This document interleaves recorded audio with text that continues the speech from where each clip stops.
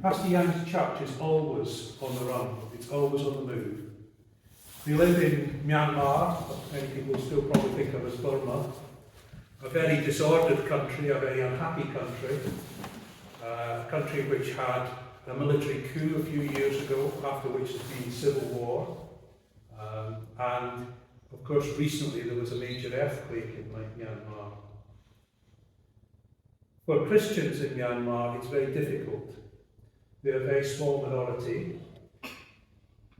Most Christians are part of small ethnic groups which aren't part of the main Burmese ethnic population of the country. Most of the country are Buddhists. People will tell you that Buddhism is a religion of peace. In Myanmar, Buddhism is a religion of violence and war. The military government are carrying out all sorts of aggressive actions against the people there, people who they don't trust, people who they suspect are trying to overthrow the country. And maybe none of that's true, but the Christians have been caught up badly in the middle of it. Pastor Yang's church find that they started out in a village, but soon the local people there made things very difficult for them. They were attacked by the other villagers.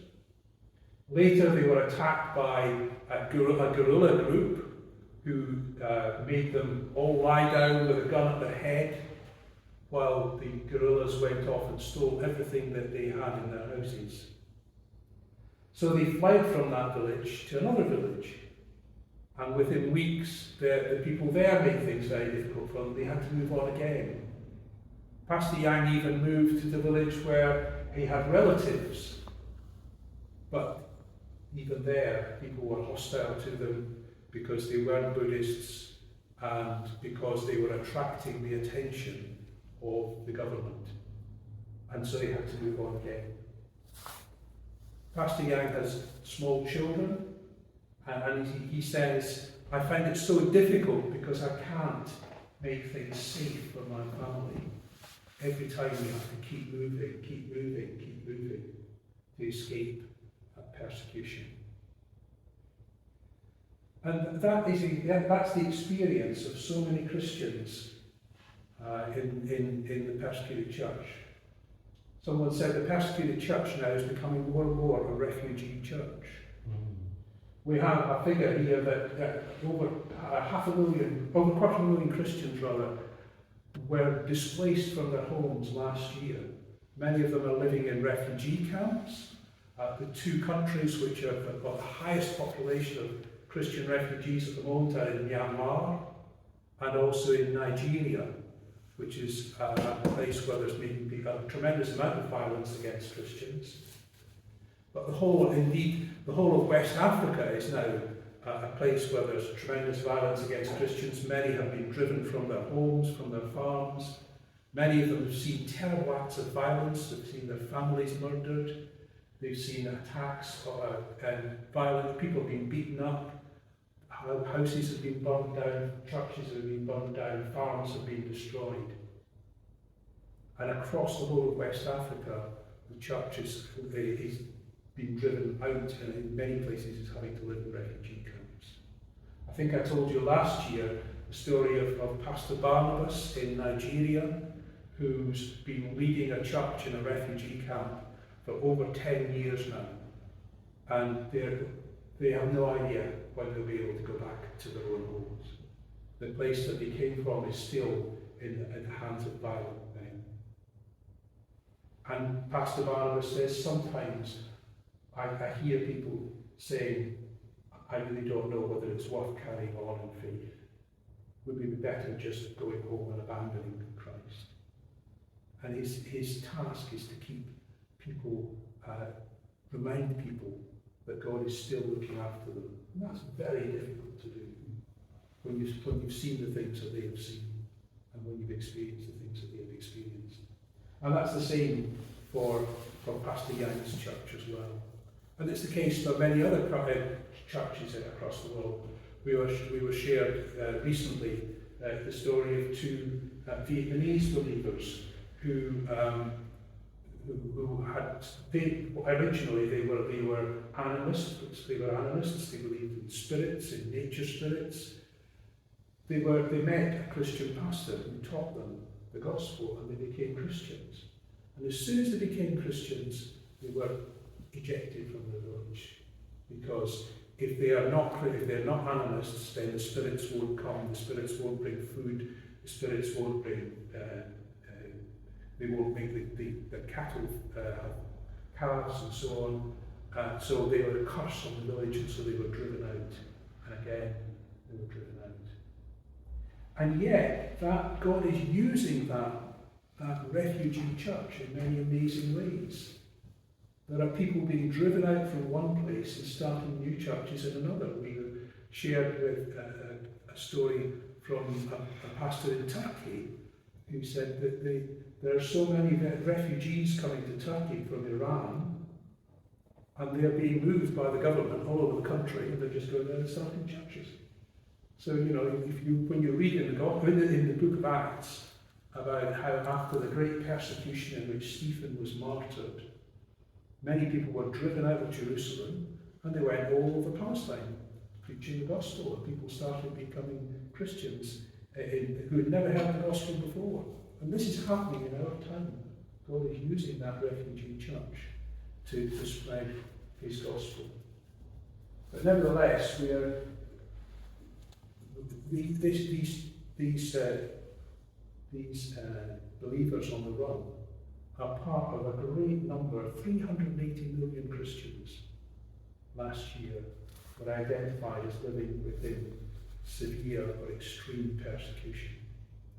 And Open Doors collects information about these.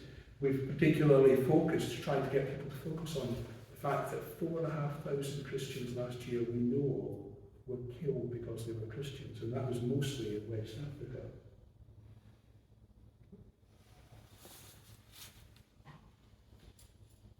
I've got, I normally have a slide for this, because you're not managing slides this morning. I've got a map here that shows you the 50 most severely persecuted countries in the world.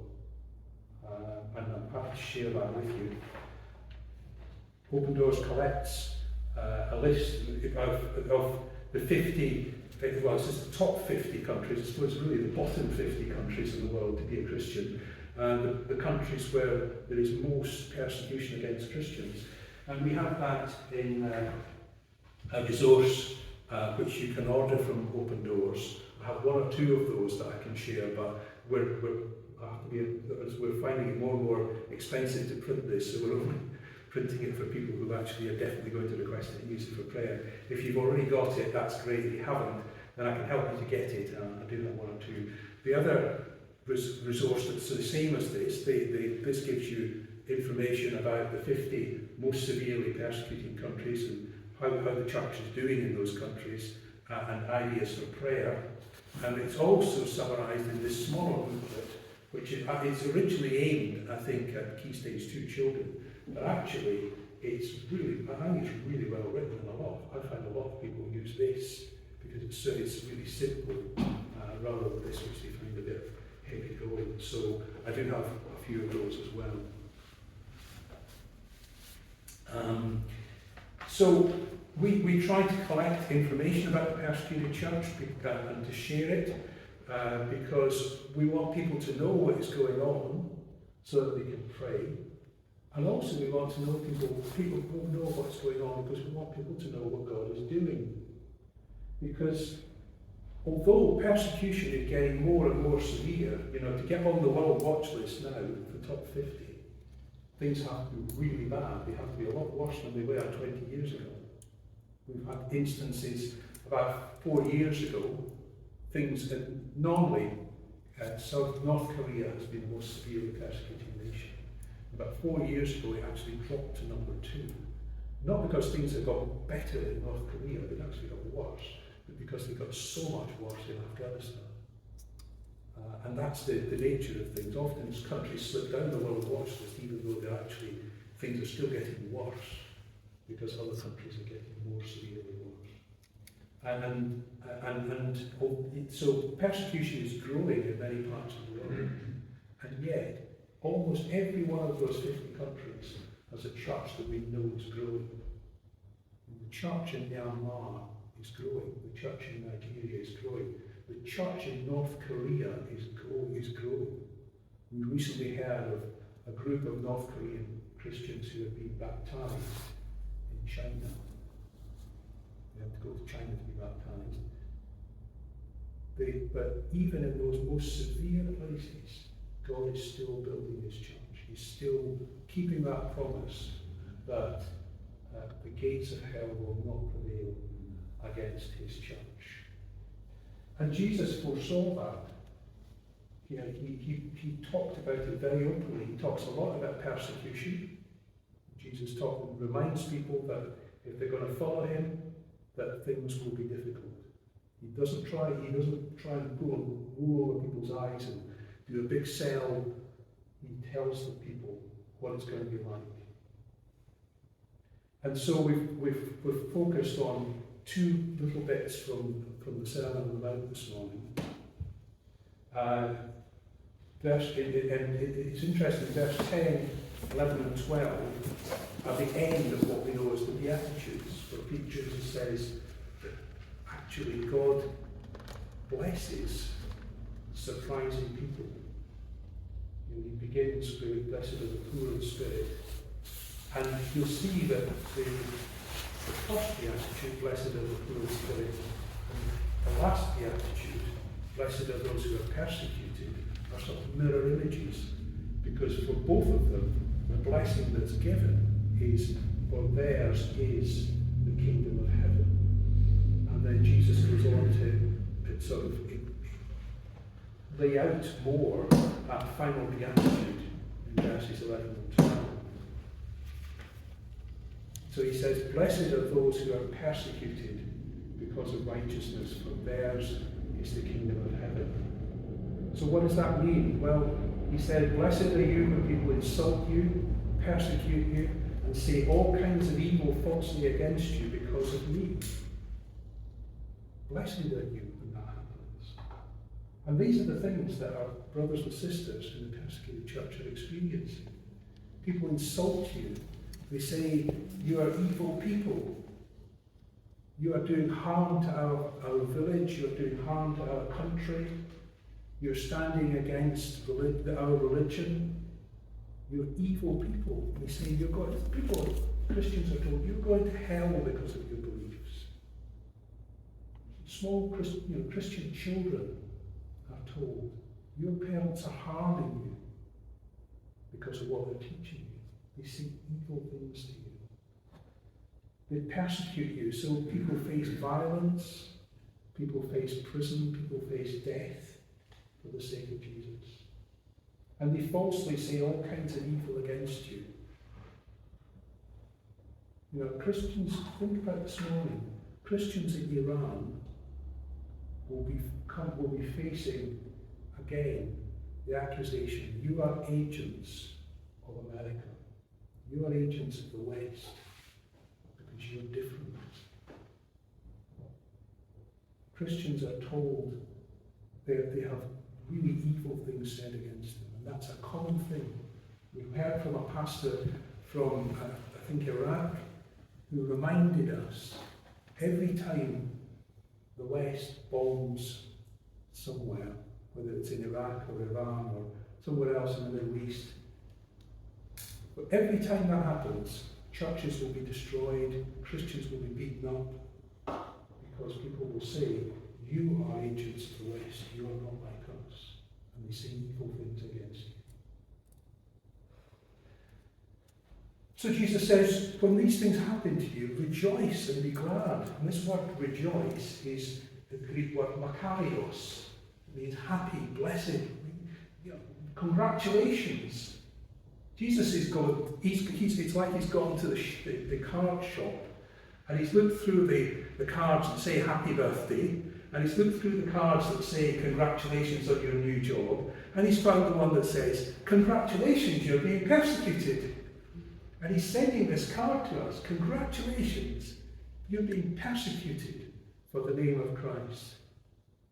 And one of the things that people from the persecuted church share with us is that knowledge that when they suffer persecution, they are suffering it with Christ, they are suffering it for Christ. You know, the Apostle Paul says, in my sufferings, I'm sharing in the sufferings of Jesus.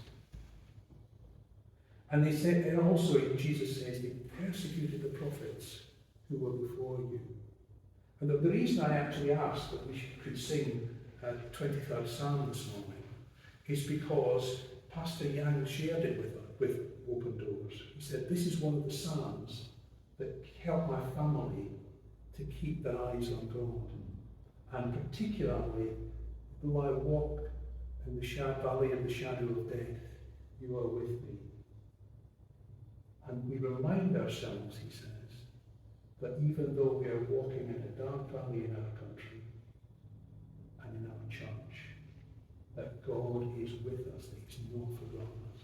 And that's why I asked us to sing that. We're singing it with Pastor Young's congregation this morning.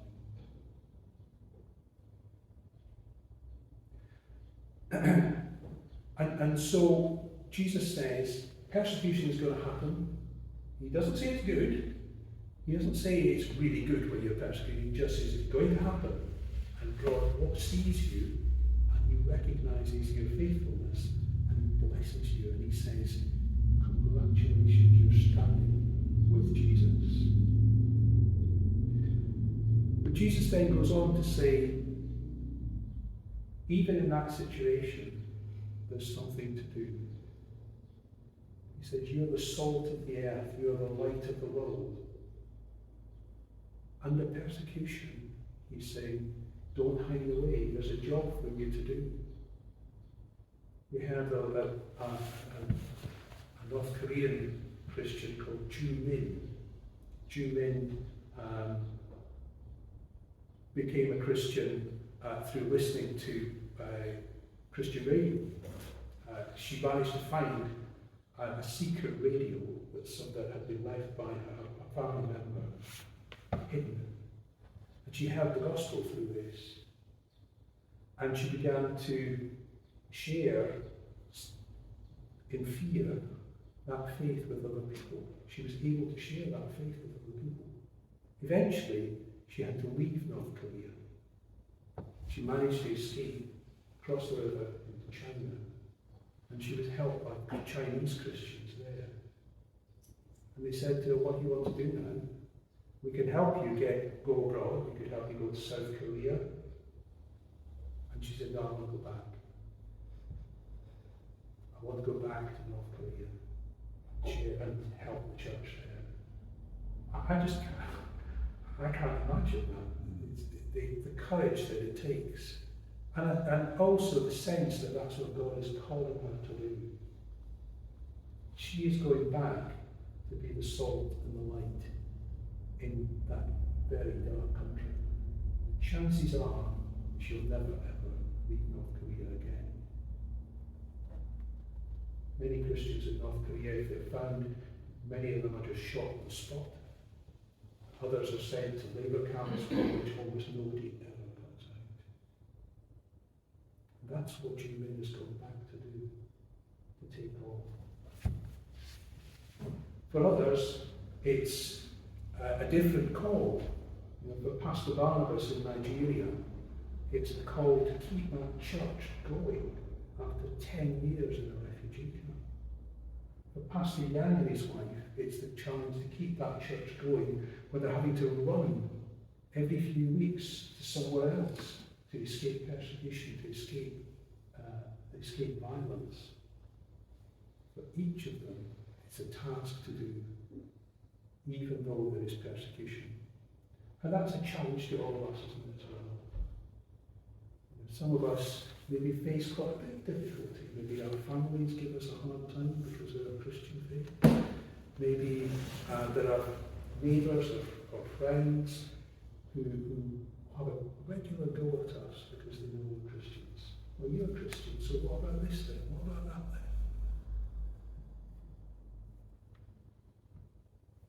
then? And the challenge is to keep going, to keep sharing faith, to keep showing love, to keep doing what's right.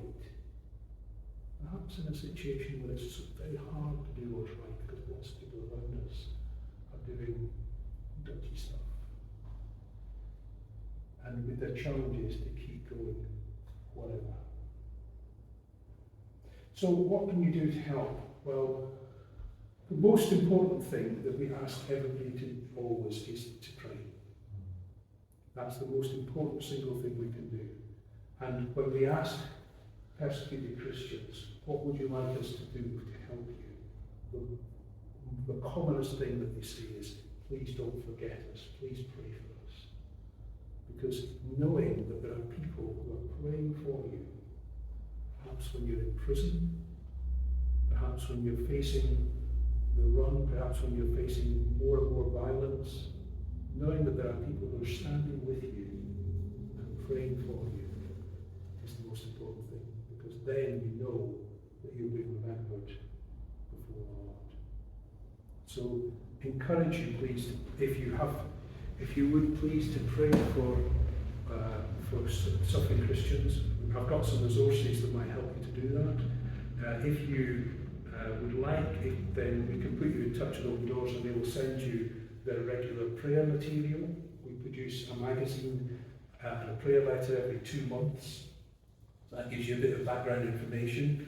And the prayer guide will give you something to pray for the persecuted church every day. So please come and speak to me about those. If you'd like a map to pin up on your wall to remind you to pray for those Christians, maybe work through that systematically. That's how we help like to remember, then we can help you get that. What else can you do? Well, you could advocate for the persecuted church. You could write to your MP and say, what are you actually doing?